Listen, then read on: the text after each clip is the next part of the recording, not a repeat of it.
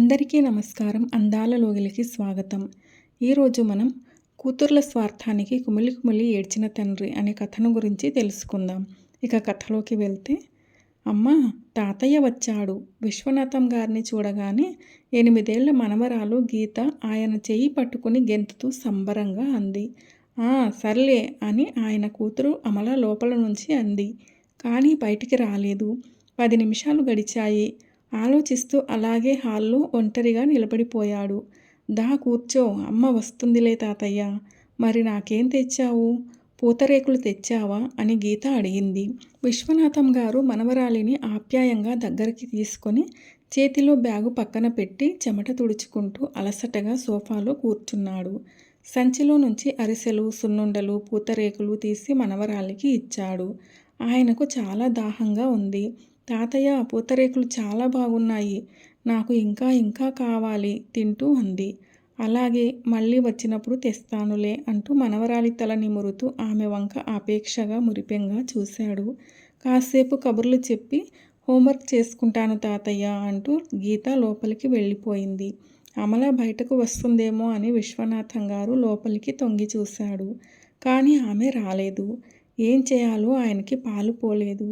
చివరికి అమ్మ అమలా అని పిలిచాడు. ఆ పిలుపుకి ఆమె రాలేదు. కానీ పని మనిషి బయటకు వచ్చి, అమ్మగారు వేరే పనిలో ఉన్నారు, మిమ్మల్ని ఆ గదిలోకి వెళ్ళమన్నారు అంటూ, మీకు భోజనం నేను ఆ గదిలోకి తీసుకొస్తాను అంది. ఆయన ఉసూరుమంటూ లేచి మెట్ల కింద ఉన్న చిన్న గదిలోకి వెళ్ళి మంచం మీద కూర్చున్నాడు. దుప్పటి బాగా మాసిపోయి ఉంది. చాలా కాలంగా వాడుతున్నట్టు లేదు. ఫ్యాన్ గాలి పెంచాడు, కానీ గాలి సరిపోవడం లేదు. ఆ గదికి కిటికీ కూడా లేదు. అలికిడికి తల తిప్పి చూస్తే పని మనిషి వచ్చి ఆయన బ్యాగు లోపల పెట్టింది. ఆమె వంక చూస్తూ మంచినీళ్ళ విషయం మరిచిపోయి అప్రయత్నంగా కాస్త దుప్పటి మారుస్తావా అన్నాడు. ఆ అమ్మాయి ఆయన వంక ఎగాదిగా చూసింది. పోనీ మంచినీళ్ళు ఇస్తావా అని అడుగుదాం అనుకున్నాడు. కానీ ఆ మాట ఆయన గొంతులోనే ఉండిపోయింది. నిర్లక్ష్యంగా తలుపులు దగ్గరకేసి వెళ్ళిపోయింది. విశ్వనాథం గారికి తన మీద తనకే జాలేసింది. తన బాల్యం, తను పుట్టి పెరిగిన ఊరు, రెండో కూతురు సుజాత ఇల్లు, తన గతం ఆయనకి కళ్ళ ముందు కదిలాడాయి. నాన్న, నాకు పండక్కి కొత్త డ్రెస్ కొనివ్వాలి గారంగా అంది సుజాత. నాన్న దానికి ఏం కొనొద్దు, నాకు మటుకు నీలం రంగు పట్టులంగా కొనాలి పట్టుదలగా అంది అమల. అలాగేనమ్మా, దానికి కొనొద్దు అనకూడదు, నాకు కావాలి అనాలి. మీ ఇద్దరికీ కొంటాన్లే, సరేనా నవ్వుతూ అన్నాడు విశ్వనాథం. ఆ మాటలకి ఇద్దరి ముఖాలు పువ్వుల్లా వికసించాయి. పిల్లల్ని చూసుకుని మురిసిపోవడం, ఈ సంబరం అంతా బాగానే ఉంది. కానీ ముందు అమలాకి మంచి సంబంధాలు వెతకాలి. అది పెళ్ళిడికొస్తోంది అంది విశ్వనాథం గారి భార్య ప్రభావతి. ఎందుకమ్మా నా పెళ్ళికి అంత తొందరపడుతున్నావు? నేనేమీ ఇప్పుడు పెళ్లి చేసుకోను అంది అమల కోపంగా. పెళ్లి చేసుకోమని నిన్ను మేము అడిగేదేమిటే? తల్లిదండ్రులు తెచ్చిన సంబంధం నువ్వు బుద్ధిగా చేసుకోవాలి గాని కూతురు వంక చురుగ్గా చూస్తూ అంది ప్రభావతి. రోజులు మారాయిలేమ్మా వెటకారంగా అంది అమల. కూతుర్ని వారించబోయాడు విశ్వనాథం. ఎంత చెప్పినా పెళ్లి సంబంధాలు చూడటానికి అమల ఒప్పుకోలేదు. పట్టుదలగా చదివి టీచర్ ట్రైనింగ్ పాస్ అయి గవర్నమెంట్ స్కూల్ టీచర్ ఉద్యోగం కూడా తెచ్చుకుంది. కూతురు ఉద్యోగస్తురాలైన రోజు విశ్వనాథం సంతోషంతో ఉప్పొంగిపోయాడు. తనేమో పల్లెటూరులో ఓ చిన్నకారు, సన్నకారు రైతు. తరతరాలుగా వ్యవసాయం చేస్తున్న తమ కుటుంబంలో తన కూతురే తొలి ఉద్యోగస్తురాలు కావడంతో అతని ఆనందం అంబరాన్ని అంటింది. ఊరంతా మిఠాయి పంచి తన సంతోషాన్ని అందరితో పంచుకున్నాడు విశ్వనాథం గారు. కానీ ఆ ఆనందం ఎంతో కాలం నిలవలేదు. అమల మాటల్లో చేతల్లో మార్పు వచ్చింది. సోకులు వంటపట్టాయి. తల్లిదండ్రులు పల్లెటూరు వాళ్ళని చులకన భావం చూపించడం మొదలుపెట్టింది. వాళ్ళని ధిక్కరించింది. ఓ డబ్బున్న వాడిని ప్రేమించింది. అతన్నే పెళ్లి చేసుకుంటానని పట్టుపట్టింది. తల్లిదండ్రులు నిరాశా నిస్పృహల్లో మునిగిపోయారు. అతను మంచివాడే కావచ్చు, కాదనను. కానీ వాళ్లతో తూగే తాహత నాకు లేదమ్మా. అతని తల్లిదండ్రులకి బోలెడు గొంతమ్మ కోరికలున్నాయి. నేనా చిన్నకారు రైతుని బాధగా అన్నాడు విశ్వనాథం. ఏంటి నాన్న, నా కోసం సంబంధాలు వెతికి తెచ్చే పని లేకుండా చేశాను. పైగా నేను ఎంచుకున్నది కూడా మనవాళ్లనే. నేను అన్ని పద్ధతిగా చేసినప్పుడు ఎగిరి గంతేసి వాళ్ళు అడిగిందేదో ఇచ్చి పెళ్లి జరిపిస్తావనుకున్నాను. కానీ ఇలా వంకలు పెడతావనుకోలేదు అని నిష్ఠూరంగా అంది అమల. అది కాదమ్మా, వాళ్ళు అడిగినంత బంగారం ఇచ్చి ఈ పెళ్లి జరిపించాలంటే 10 లక్షల దాకా ఖర్చు అవుతుంది. అంత డబ్బు మన దగ్గర ఎక్కడ ఉంది? మన పరిస్థితి నీకు తెలిసిందే కదా అన్నాడు. అలా అనుకుంటే 2 ఎకరాల పొలం అమ్మేయాలి నాన్న అంది ఏమాత్రం భయపడకుండా. కూతురు వంక దెబ్బతిన్నవాడిలా చూశాడు విశ్వనాథం. ఆయనకు నోట మాట రాలేదు. కూతురు మాటలకు ప్రభావతి మండిపడిపోయింది. ఏంటే నువ్వు ఏం మాట్లాడుతున్నావో నీకు తెలుస్తోందా? మనం తరతరాలుగా సేద్యం చేస్తున్న పొలమే అది. మనకి పొలం ఉన్నది సాగు చేసుకోవడానికి, దుక్కి దున్ని పంట పండించడానికి కానీ అమ్ముకోవడానికి కాదు. పొలాన్ని అమ్మడం అంటే కన్న తల్లిని అమ్ముకోవడం కన్నా హీనం. మన తాహతకు తగ్గ సంబంధం నాన్న చూస్తారు, బుద్ధిగా చేసుకో. అంతేగాని పిచ్చి పిచ్చిగా మాట్లాడకు అంది ఆయాసపడుతూ. ప్రభావతి, నీకు అసలే ఒంట్లో బాగోలేదు, అంత కోపం తెచ్చుకోకు. అమలకి నేను నచ్చ చెప్తానుగా అంటూ భార్యని వారించాడు విశ్వనాథం. నేను ఎవరి మాట వినదలుచుకోలేదు నాన్న. ఆ అబ్బాయినే చేసుకుంటాను. అమల తల్లిదండ్రుల వంక తిరస్కారంగా చూస్తూ చెప్పింది. ఎంత చెప్పినా అమల వినకుండా మొండికేసింది. చివరికి విశ్వనాథం తనకున్న 6 ఎకరాల పొలంలో 2 ఎకరాలు అమ్మక తప్పలేదు. పెద్దదానికి పెళ్లి ఎలా చేశారో చిన్నదానికి అలాగే చేయాలనడంతో మరో 3 ఏళ్లకు సుజాత పెళ్లి కోసం ఇంకో 2 ఎకరాలు అమ్మక తప్పలేదు. కూతుర్ల పెళ్లిళ్ళు చేసి అమ్మయ్య బాధ్యతలు తీరాయని ఆనందపడేలోపు ప్రభావతి అనారోగ్యంతో కన్నుమూసింది. 60 ఏళ్ల వయసులో భార్య లేకుండా ఒంటరి జీవితం గడపడం ఎంత కష్టమో ఆయనకి అనుభవం అయింది. ఇన్నేళ్లుగా పొలానికి వెళ్ళడం, ఇంటికి తిరిగి రావడం ఒకటే విశ్వనాథంకి తెలుసు. ఇంటి పనులు, వంట పనులు ఏమీ ఆయనకు అలవాటు లేదు. రోజులు గడుస్తున్నాయి. పంట కోతకు వచ్చినప్పుడల్లా ఆడపిల్లలు వచ్చి పప్పులు, ధాన్యాలన్నీ మూట కట్టుకుని వెళ్తున్నారు. విశ్వనాథం అప్పుడప్పుడు వాళ్ళ ఇళ్లకు వెళ్ళొస్తున్నాడు. కానీ ఇటీవల ఎందుకో విశ్వనాథంకి ఏదో ఒక అనారోగ్యం తరచూ వచ్చిపోతున్నట్టు అనిపిస్తోంది. అది మానసికమా, శారీరకమా, లేక ఒంటరితనపు ఆవేదన ఆయనకే తెలియడం లేదు. కానీ రోజురోజుకి ఆయనలో మార్పులు మొదలయ్యాయి. కంటి చూపులో తేడా వస్తోంది. ఇదివరకటిలా పొలానికి వెళ్ళలేకపోతున్నాడు. పోనీ పొలం కౌలుకి ఇద్దామంటే లాభం అంతా పోతుంది. విశ్వనాథంకి రోజులు భారంగా గడుస్తున్నాయి. ఒకరోజు హఠాత్తుగా భర్త మామగారితో కలిసి తండ్రి దగ్గరకు వచ్చింది అమల. నాన్న, కొత్త ఇల్లు కొనుక్కుందాం అనుకుంటున్నాం అంది. సంతోషమమ్మా అమల అన్నాడు విశ్వనాథం. తీసుకున్న లోన్ డబ్బు సరిపోవడం లేదు మామయ్య గారు. మీరు కూడా మాకు కొద్దిగా డబ్బు సాయం చేయాలి అన్నాడు పెద్దల్లుడు. నా దగ్గర డబ్బు ఏముంది అల్లుడు గారు, తెల్లబోతూ అన్నాడు విశ్వనాథం. బియ్యంకుడు జోక్యం చేసుకుని 2 ఎకరాల ఆసామి మీరు. మేం నెల జీతం మీద బతికేవాళ్ళం.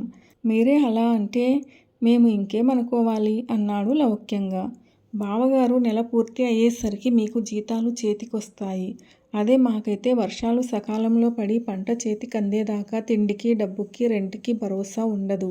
ఓ ఏడాది మందు, ఓ ఏడాది విందు అన్నట్టుగా ఉంది మా రైతుల పరిస్థితి అని నిర్వేదంగా అన్నాడు. నాన్న, ఇన్ని మాటలెందుకు? చెప్పు, నీకు ఓపిక లేదంటున్నావు. ఒంట్లో కూడా బాగుండడం లేదు. ఇంక పొలం ఏం సేద్యం చేసుకుంటావు? పెద్దవాడివి అవుతున్నావు. నీకు ఉన్నది నేను, చెల్లెలే కదా. మా ఇద్దరికి చెరో ఎకరం ఇచ్చేయి. ఒక 6 నెలలు మా ఇంట్లో, ఒక 6 నెలలు చెల్లెలి ఇంట్లో ఉండు. నీకు తిండి కూడా ఇబ్బంది ఉండదు అంది అమల. కూతురు వంక దెబ్బతిన్నట్టు చూశాడు విశ్వనాథం. నాన్న, మమ్మల్ని కష్టపడి పెంచావు, చక్కగా చదివించావు, బ్రహ్మాండంగా పెళ్ళిళ్ళు చేసి పంపావు. అమ్మ ఎలాగూ లేదు. ఇక మాకు ఉన్న పెద్ద దిక్కు నువ్వు ఒక్కడివే. నీకే లోటు లేకుండా నేను చూసుకుంటాను నాన్న. మా ఇంటికి వచ్చి ఉండు అని అనాల్సిన కూతురు కానీ 1 ఎకరం పొలం తన పేరున రాసిస్తే 6 నెలలు పోషిస్తాను అని బేరసారాలు ఆడటం చూసి ఆయన గుండె తల్లడిల్లిపోయింది. పంటి బిగువన బాధని అణిచిపెట్టుకుంటూ ఏమీ మాట్లాడకుండా లోపలికి నడిచాడు. ఆ రాత్రంతా ఆయనకి నిద్ర లేదు. ఆయనకి భార్య జ్ఞాపకం వచ్చింది. ఓ రాత్రివేళ తన చేతుల్లో కన్నుమూసిన ఆ దృశ్యం విశ్వనాథం కళ్ళ ముందు కదలాడింది. ఆ జ్ఞాపకాలన్నీ ఆయన కళ్ళ ముందు నిలిచాయి. మగపిల్లల్ని కనలేదని ప్రభావతి అప్పుడప్పుడు బాధపడేది. 2 ఆడపిల్లలే అయ్యారు. ఒక మగపిల్లవాడు ఉంటే బాగుండేది అని ఎప్పుడూ అంటూ ఉండేది. ఆడపిల్లలైతే ఏంటి, మగపిల్లలైతే ఏంటి, అందరూ ఒకటేనే అనేవాడు తను. ప్రభావతి ఇక కొద్ది రోజుల్లోనే చనిపోతానని తెలిసిపోయినప్పుడు, ఏమండి, మిమ్మల్ని ఒంటరిని చేసి వదిలేసి వెళ్ళిపోతున్నాను. దేవుడు ఎందుకు ఇలా చేశాడు? నేను వయసులో ఉన్నప్పుడు అందరి ఆడవాళ్లలాగే పుణ్యస్త్రీగా పోవాలని దండం పెట్టుకునేదాన్ని. కానీ పిల్లలు పెద్దవాళ్ళై వాళ్ళ బుద్ధులు బయటపడ్డాక ఇక ఇలాంటి పిల్లల్ని ఎందుకు కన్నానా అని ఏడవని రోజు లేదు. నడి వయసు దాటినప్పటి నుంచి నేను లేకుండా మీకు జరుగుబాటు ఉండదనే విషయం గ్రహింపుకు వచ్చాక నేను ఏనాడు ఆ దేవుడిని పుణ్యస్త్రీ చావు కోరుకోలేదండి. కానీ ఆ దేవుడు ఎందుకో నా కోరిక మన్నించలేదు. పిల్లలు చూస్తే ఇలా స్వార్థంగా ఉన్నారు. మీరెలా బతుకుతారో, మీ జీవితం ఎలా గడుస్తుందో ఏమో, నన్ను క్షమించండి, మిమ్మల్ని వదిలి వెళ్ళిపోతున్నాను అంటూ ఏడుస్తూనే ఉంది. ఆ రాత్రి అలా శాశ్వత నిద్రలోకి జారిపోయింది ప్రభావతి. తెల్లవార్లు ఆలోచిస్తూనే ఉన్నాడు విశ్వనాథం. ఆయన కంటి నిండా కన్నీటి ధారలే. లేచేటప్పటికి రెండో కూతురు, అల్లుడు, పిల్లలు దిగారు. అమల, సుజాత లోపల బయట చాలాసేపు మంతనాలు చేసుకున్నారు. సాయంత్రానికి ఊళ్ళో బంధువుల్ని, కరణం గారిని ఇంటికి రప్పించారు. తన ప్రమేయం లేకుండా జరిగిపోతున్న పనులను నిర్వికారంగా చూస్తూ ఉండిపోయాడు విశ్వనాథం. పొద్దున వరకు కొంచెం కోపం, బాధ లాంటివి ఆయనకు కలిగాయి. సాయంత్రానికి మటుకు తాను ఎందుకు ఇలాంటి ఆడపిల్లల్ని కన్నానా, కళ్ళ ముందు ఆస్తి కోసం జరుగుతున్న నాటకం చూస్తూ తాను ఎందుకు ఇంకా బతికి ఉన్నానా అన్న ఆలోచన ఆయన్ని దుఃఖసాగరంలో ముంచింది. బాధపడకు విశ్వనాథం, పెద్దవాళ్ళయ్యాక మనకున్న తోడు మనల్ని వదిలి వెళ్ళిపోతే ఇక మనం పిల్లలు చెప్పినట్టు చేసుకుంటూ వెళ్ళడం తప్ప వేరే మార్గం లేదు అంటూ కరణం గారు ఓదార్పుగా అన్నారు. ఆఖరికి 2 ఆడపిల్లలు చెరో ఎకరం తండ్రి చేత బలవంతంగా రాయించుకుని 6 నెలలు ఆయన్ని ఒక్కొక్కరి ఇంట్లో ఉండేటట్లు ఊరి పెద్దల ముందు మాట ఇచ్చి చెరో దోవన వెళ్ళిపోయారు. రాత్రి గడిచేటప్పటికి నిర్వేదంగా తన గదిలోనే ముడుచుకుని పడుకున్నాడు విశ్వనాథం. తెల్లారి లేచేటప్పటికి విశ్వనాథంకి ఏం చేయాలో తెలియలేదు. పొలానికి వెళ్ళాలనిపించలేదు. అది తనది కాదు, తనని వెళ్ళి చూడమని చెప్పలేదు. వాళ్ళు కౌలికి ఇస్తారో అమ్ముకుంటారో తండ్రినైనా తనకే తెలియదు. ఊళ్ళో వాళ్ళు అడిగితే ఏం చెప్పాలో అంతకన్నా తెలియదు. కనీసం తలనీడ కోసం ఇప్పటికి ఇల్లు ఉంచారు, రేపు అది కూడా లేకుండా చేస్తారేమో అని ముఖం మీద గుడ్డ కప్పుకొని అలాగే నులక మంచం మీద వాలిపోయాడు. మధ్యాహ్నం పక్కింటి సీతాలు తట్టి లేపి అన్నం, కూర పళ్ళెంలో పెట్టి అందించింది. 4 రోజులు గడిచాయి. ఏ కూతురు వెళ్ళిపోతూ మా ఇంటికి రానాన్న అని ఎవరూ పిలవలేదు. ముందు పెద్ద కూతురి ఇంటికా, చిన్న కూతురి ఇంటికా, ఎవరింటికి వెళ్ళాలన్న సంశయం వచ్చింది విశ్వనాథంకి. మరుసటి రోజు లేచి సుజాత ఊరు దగ్గర కాబట్టి ముందు అక్కడికే బయలుదేరాడు. ఆయన వాళ్ళ ఇంటికి చేరేటప్పటికి మధ్యాహ్నం 12 దాటింది. విశ్వనాథం మాసిపోయిన పంచె, పెరిగిన గడ్డం చూసి సుజాత ముఖం చుట్లించుకుంది. ఏంటి నాన్న, ఏమిటి వేషం, కాస్త శుభ్రంగా తయారయ్యి రావచ్చు కదా చిరాకుగా అంది. ఆయన ఏం మాట్లాడలేదు. దాహంతో గొంతు పిడిచకట్టుకుపోయింది. మీ అల్లుడు ఆఫీస్కి వెళ్ళిపోయాడు కాబట్టి సరిపోయింది, లేకపోతే ఎంత అవమానం అంటూ గొనుగుతూనే గ్లాసులో నీళ్లు, ప్లేట్లో అన్నం ఆయన ముందు పెట్టింది. మారు మాట్లాడకుండా గబగబా తినేశాడు. మళ్ళీ అన్నం మారుస్తుందేమోనని లోపలికి తొంగి చూశాడు. మధ్యాహ్నం టీవీ సీరియల్ చూస్తూ సుజాత అందులో నిమగ్నమైపోయింది. ఆయనకు ఇంకా ఆకలి వేస్తోంది. తన రాకని స్వాగతించని కూతుర్ని ఇంకా అన్నం పెట్టు అని అడగడానికి స్వాభిమానం అడ్డొస్తోంది. మళ్ళీ ఆయనకే అనిపించింది తను తినే అన్నం తన పొలంలో పండిన వరి బియ్యమేనని. ప్రతి ఏటా తానే 2 ఆడపిల్లలకు బియ్యం బస్తాలు పంపిస్తాను కదా అనుకుని మౌనంగా లేచి వంటింట్లో పళ్ళెం పెట్టి చేయి కడిగేసుకుని సుజాత కొంచెం మజ్జిగ ఇస్తావా అన్నాడు. లేదు నాన్న, నువ్వు వస్తావని నాకు తెలియదు కదా, ఇంట్లో ఉన్న అన్నమంతా నీకే సరిపెట్టేశాను, పెరుగు తోడుకోలేదు అని పెడసరంగా అంది. ఎండలో ప్రయాణం చేసి రావడం వల్ల అలసటగా ఉంది. ఎక్కడ పడుకోను సుజాత అని చిన్నగా అడిగాడు. ఏంటి నాన్న, తిన్న వెంటనే పడుకుంటావా? అందాక ఆ వాల్ కుర్చీలో కూర్చో, టీవీ నుంచి తల తిప్పకుండా నిర్లక్ష్యంగా అంది. చిన్నగా నిట్టూర్చి సంచి ఓ వారగా పెట్టి పక్కనే కుర్చీలో వాలాడు. 10 నిమిషాల్లో ఆయనకు గాఢంగా నిద్ర పట్టేసింది. కథ ఎలా అనిపించింది మీకు? నచ్చిందా? నచ్చినట్లయితే వీడియోను లైక్ చేయండి, మీ ప్రియమైన వారందరికీ షేర్ చేయండి.